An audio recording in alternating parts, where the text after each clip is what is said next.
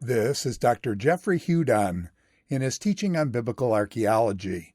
This is session number 24, Archaeology and the Dead Sea Scrolls, Part 2.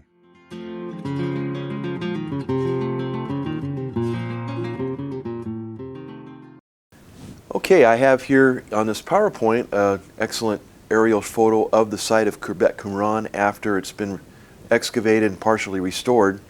And we'll just look at this and just say a few words. This is the road, the modern road that leads down along the western shore of the Dead Sea, and the escarpment up to the valley of Achor above the site, and then the Wadi Qumran comes down this direction here through this wadi and out, and this is where the Essenes or the Dead Sea Scroll community constructed dams to capture the water and then bring the water via a aqueduct to the various cisterns in the site.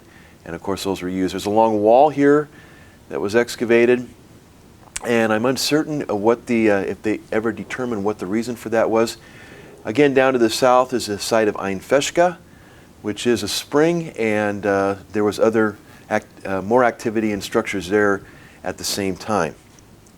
Notice too that this corner of the complex is a tower, and it is my contention that this tower, because of its shape and style, may not necessarily have been constructed during the Second Temple period, or rather by the Essene or Dead Sea Scroll community, but may actually be older and date to the Old Testament period. Here's an artist's drawing or reconstruction of the site. Again, the tower and the various buildings and rooms of the site during its use as a religious community during the 1st century BC and 1st century AD. Again, looking south, you can see the Dead Sea Plain here and the shore of the Dead Sea. Again, in antiquity, even into modern times, the Dead Sea would have been much closer, but because of the continual lowering of the water level of the Dead Sea, it continues to shrink. Again, these are individual rooms, and they've been interpreted various ways by the excavators and those that have studied the site consequently. Here's one of the water channels, again bringing water from the captured water behind the dams on below the escarpment down here into the various reservoirs, pools, and mikvaot, one of which is here. You can see the stairs going down, and those of course are ritual baths or baptisms that the community used to ritually purify themselves. There's another picture here of a mikvah, and you can see some of the plaster on the walls that has survived. Now, there's been a lot of argument and debate on how to identify the site. It's got characteristics that will fit various uses, and so different scholars believe it in different, identify it and interpret it in different ways. The first question is Khirbet Qumran related or linked to the scrolls found in the nearby caves? And that's been debated as well.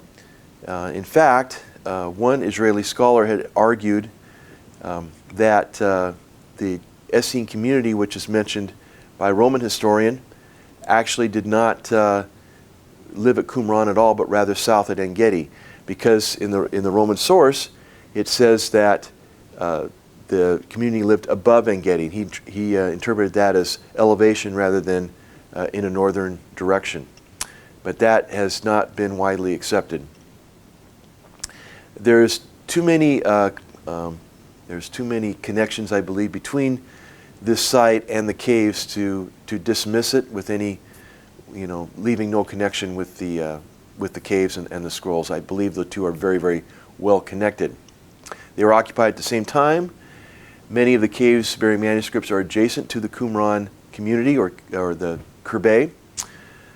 The pottery jars recovered in the caves, again, match pottery jars found at Qumran.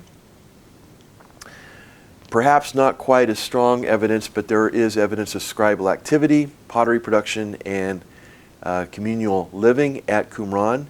Especially, I think, as important as the 10 mikvaot or the ritual baths. There has been inkwells, which we'll see in a future slide, but earlier on, scholars suggested that they had found tables and chairs, and those don't seem to jive with use for writing or transcribing text. Pliny the Elder again mentions that that the Essenes or a Essene-related community lived along the shore of the Dead Sea, and this is again what that one Israeli scholar identified as above Qumran in small cells or caves rather than at Qumran. And finally, the sectarian literature among the scrolls does generally fit what we know about the Essenes. So linking that Roman historian and his statement with the Qumran community seems to be a good fit. Other scholars suggested that Qumran was kind of a elite villa, and you've got here some evidence of some nice column bases that really seem out of place in a monastic aesthetic community, but nevertheless there they are. And these two were actually working on the final report of the excavations for a while before they were replaced or left that job. But there is some evidence for kind of elite type furnishings and again architecture such as these column bases. So that's also a consideration, though I don't think too many people support that either. Qumran is a fortress or caravanserai. This is proposed by University of Chicago scholar Norman Golb. And again, you've got this tower here, and this is again reconstructed with a glacis. The rest of the settlement doesn't seem to be built for defensive purposes. Now, one could look at that tower and say that that was some sort of redoubt or keep or strong point that the community could retreat to if there was a threat. But again, there's other evidence there that doesn't seem to fit that type of an idea of a fortress or any kind of military purpose for the site. Moreover, during the New Testament period, Qumran did not. The site of Qumran was not a strategically important site, other than the fact that it did sit near the road that went along the shore of the Dead Sea. However, in the Old Testament period, this often would serve as perhaps a border post for the kingdom of Judah in its last years. In the 7th century and early 6th century, the border of Judah was right along the Jordan Valley, along the Dead Sea and north. Later or earlier, that was not necessarily the border, but at this time it was. So this could have been occupied during that time, during the late monarchy, as a border post or military installation. The lack of scrolls and scroll fragments at the compound is expected. However, several inkwells attest to scribal activity beyond that of a garrison military post. Qumran had a cemetery slightly to the east, and 1,200 grave mounds have been identified, and several have been excavated, and these were not casualties of war. They apparently died peacefully from the graves that have been the bodies that have been studied and looked at. So, yeah, there's issues with this interpretation as well. DeVoe, when he excavated Qumran, identified what he called a scriptorium or a manuscript center for the production of scrolls. And this is a reconstruction of it here. Again, these tables and tabletops used that parts of which were identified and excavated. That is debated whether those were actually used in that regard. More importantly, though, were these inkwells. And some of these, again, came from the antiquities market. It's a bronze one here. Some were ceramic. And that certainly is an important find that relates the site to the scrolls. So, unfortunately, again, those were not necessarily found in situ, but they did come from the site. There was quite a lot of excitement when an ostracon was found. Not a scroll, but an ostracon found at the site by James Strange, archaeologist from Florida. And it was studied both by Frank Moore Cross and Esther Eschel. And ironically, this reading was disputed by Ada Yardeni, another Israeli epigrapher. But looking at it more, the script does not really match the skilled scribal hands that we see on the scrolls.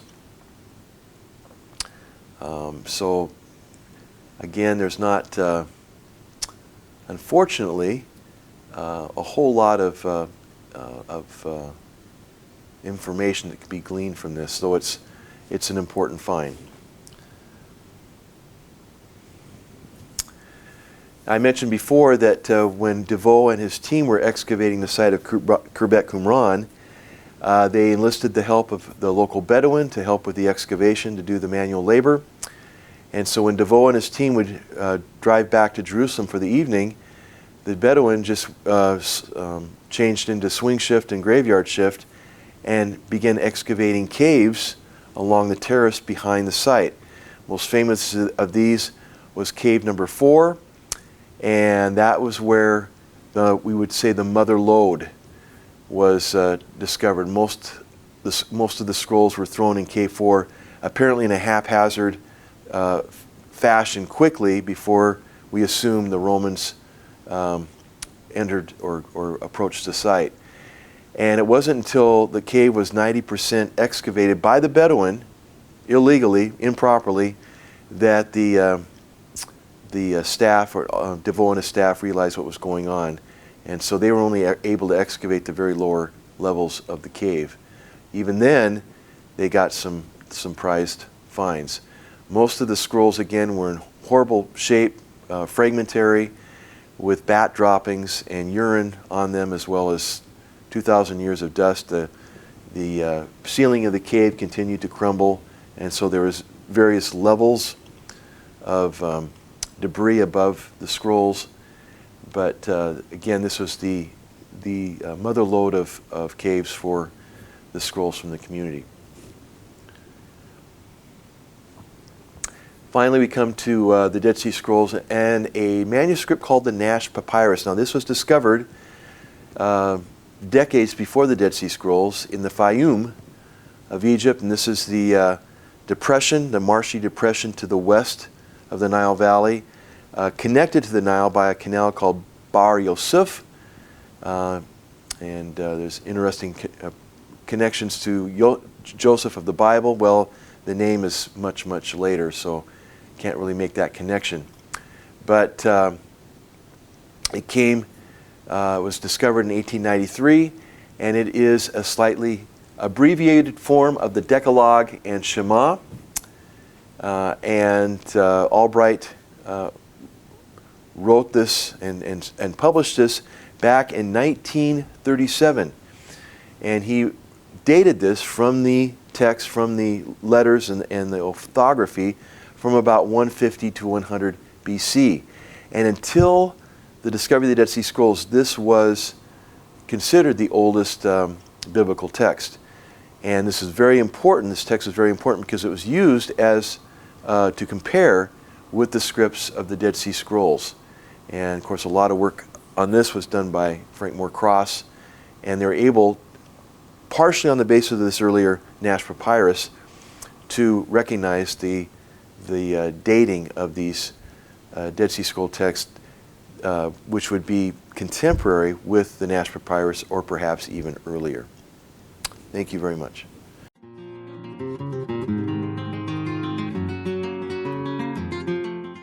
This is Dr. Jeffrey Hudon in his teaching on biblical archaeology.